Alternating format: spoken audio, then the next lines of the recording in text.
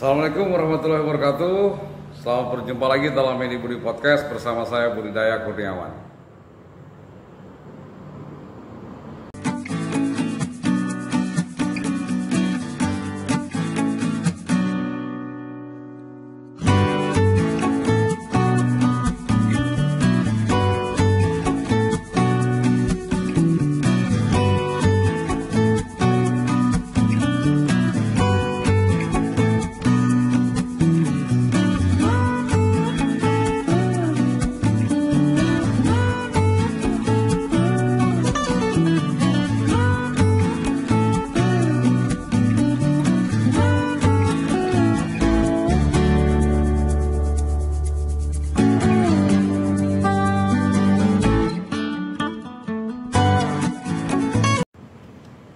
Kali ini kita akan berkisah tentang hoak atau kabar bohong pertama yang terjadi di masa pemerintahan Orde Baru.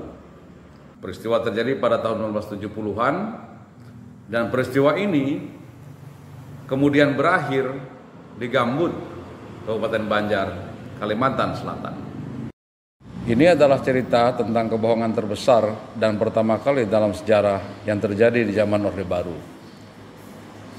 Berita bohong atau yang kini disebut sebagai hoax dilakukan perempuan muda asal Aceh bernama Cut Zahara Fona.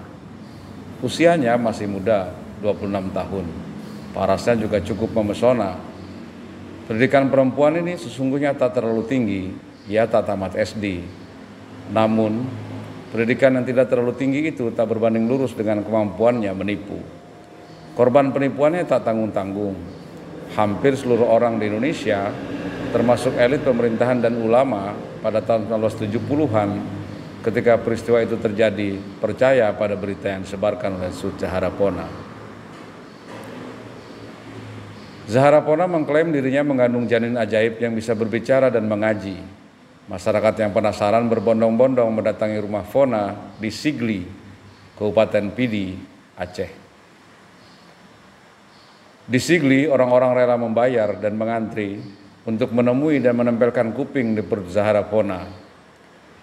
Mereka mendengar langsung janin dalam perut Fona melantunkan ayat-ayat suci Al-Quran. Kabar yang tergolong tidak lazim itu menyebar ke santero negeri hingga sampai ke elit pemerintahan di Jakarta. Sejumlah ulama yang diminta pendapat tentang fenomena janin bisa mengaji itu memberikan pendapat yang cenderung membenarkan. Di Sigli, orang-orang juga mendengarkan. Pemerintahan Orde Baru sesungguhnya sedang mengalami penipuan terbesar. Wakil Presiden Republik Indonesia ketika itu, Adam Malik, bahkan mengundang Zahara Fona ke istana. Di istana, pertemuan antara Zahara Fona dan suaminya dengan Adam Malik diliput oleh media asing maupun media nasional. Bahkan Harian Merdeka dan Harian Pos Kota di Jakarta menempatkan berita itu di halaman pertama. Adam Malik yang dikenal sebagai Menteri Luar Negeri sebelumnya dan tergolong cerdas sebagai anak muda, rupanya mampu ditipu oleh Zahara Fona. Kabar mengenai janin yang bisa mengaji ini pun juga sampai ke Malaysia. Bapak Malaysia, Tunku Abdul Rahman, juga percaya fenomena janin bisa mengaji itu. Bapak Malaysia itu seperti juga kebanyakan banyak orang di Malaysia dan Indonesia percaya pada klaim Cut Zahara Fona. Akibatnya, hoak itu pun menyebar sangat luas di Malaysia ketika itu. Orang menganggap bahwa fenomena itu biasa karena dari satu sisi bisa saja terjadi. Pernyataan bisa saja terjadi itu juga datang dari Buya Hamka, Ketua Majelis Ulama Indonesia dari Muhammadiyah.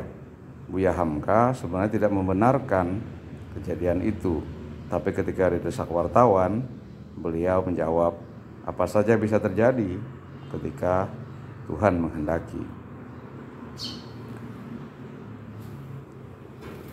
Karena itu, fenomena janin mengaji itu pun menyebar luas sampai kemana-mana. Namun, penipuan terbesar di zaman Orde Baru itu akhirnya terbongkar di Gambut, sebuah tempat atau kecamatan yang jaraknya sekitar 14 km dari kota Banjarmasin, ibu kota Kalimantan Selatan.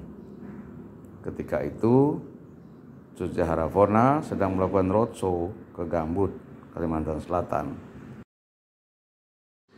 Namun, Kepala Kepolisian Daerah Kalimantan Selatan ketika itu, Brigjen Abdul Hamid, menyatakan ketidakpercayaannya pada fenomena janin bisa mengaji itu. Melalui sebuah rangkaian, Kapolda memerintahkan jajarannya untuk menyelidiki fenomena itu.